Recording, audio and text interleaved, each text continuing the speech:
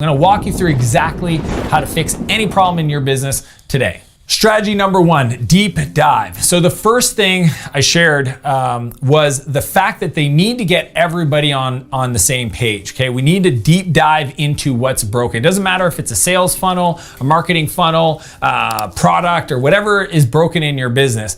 You need to get everybody involved. So if you have agencies involved, you have team members involved, get everybody on the same page, but ask them to bring all the information. Ask them to bring the numbers, get ready to talk to the reports, get ready to show you the thing that seems to be broken. If it's marketing, it's the ads, the landing page, the copy, the emails. Just tell them to get full on ready so that you can double click on different things to get perspective, right? And as the founder, you need to work with your leader to show them how to do this. Now, if you have other leaders on your team that know how to do this well, you can actually assign it to them to co-collaborate with your leader. But if you don't have a big team and you could do this. I know if as a founder, you don't have a team if you're not good at solving problems, but you need to coach your teams to success. So step one is to go deep dive, look at it, walk through it, like analyze it, look at the creatives, look at the numbers, figure out from your perspective, working backwards from the customer's psyche, what is off about this, and just keep pulling the string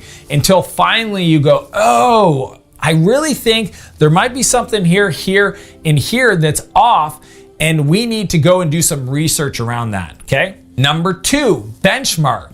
So when I say we need to go do research around it, what I mean is we need to figure out what the industry norms are. So if we're like, hey, we're not getting high click-through rates on our ads, what's industry norm for our category, for our industry? How do I find that? Literally hitting Mr. Googs, okay? Mr. Googs is Google, and it blows my mind how often people don't take the time to search something, literally whatever it is. Where are you gonna find those answers? Typically on Quora, typically on a blog post, typically some research area. And I call them benchmarks because if I know, for example, my show up rate from a demo booked to show up is 30%, but I learn that the industry norm is 70%, then that is a huge gap. Now, I don't know how to solve it at this point, but at least I know where the gaps are. If I look at any problem beginning to end and look at all the steps involved and get some data around percent conversions, and then go find out, either talking to colleagues, ideally you're in a mastermind of sorts, you have a coach that you're working with and give you that perspective. You need to find the numbers. You can hit Mr. Googs, but what you want to do is map out that funnel, figure out where the biggest gaps are, and then go try to reverse engineer who's doing this well. So the one way I do this is go to your competitors and get remarketed to. Go look at their ads. You can go look on Facebook. Literally any Facebook page, you can go find out what ads are being run right now in the market and click the ad, go through their marketing funnel to figure out what are they doing that's different than you are. It's the copy, it's the positioning, it's the prompts, it's the landing page, the payoff page, the email sequence, the phone call you got from a rep. It's all these things that you just need to literally go into the industry you're in and reverse engineer, become an expert. Now, you can do this, you can ask your leader to do this, but you need to figure out what the benchmarks are. Once you have the deep dive, you have the benchmarks, now we go into step 3. So the third tactic is to build a plan. What does this mean? So for me, building a plan is the strategy, okay? So here's the strategy we're gonna use, okay? Strategy means sequence. Sequencing equals success.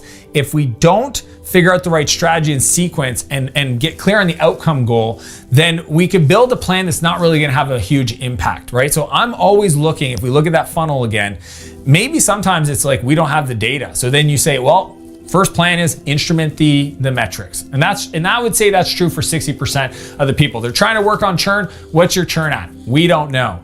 Why? Because of the way our billing happens, it's not clear. Perfect. Step 1, figure that out. Okay. Step 2, go test this idea. So try to run multiple parallel tracks. Again, don't lead any it, guide them to do that. Your leadership team, your team, guide them to go do it and have them report back to you. Number 4 is probably the most important. You could literally do none of the 1 to 3, and if you did 4, you would be directionally better and probably more productive than what you've been doing to date if you're stuck. And that is the review cadence, okay? So the review cadence is saying to the team, we're going to look at this problem 3 times a week, potentially. If it's a big problem, 3 times a week, Monday, Wednesday, Friday, until it gets better, until it starts to resolve itself. Or maybe it's twice a week, Tuesdays and Thursdays. Maybe it's Tuesdays and Fridays, whatever it is. You choose the review cadence based on the importance and the value and the ROI of it being solved in your business. If you're like, hey, if we crack the nut on this problem, it's gonna unlock all of our revenue and growth potential. It could be a marketing problem, it could be a CS problem, it could be a product problem, it could be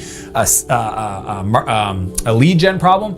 If that is your biggest opportunity, lever to pull in your business, then set it 3 times a week.